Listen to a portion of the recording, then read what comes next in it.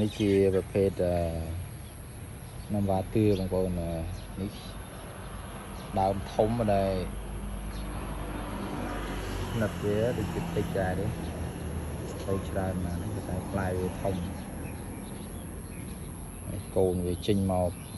បដើទៀតនិយាយទៅដាំតែមួយដើមឥឡូវ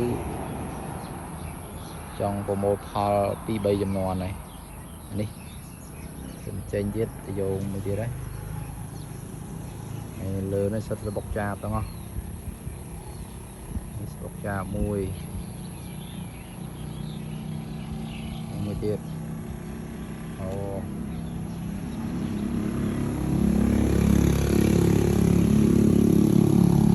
ដាំតែមួយដើមប្រមូលផលបាន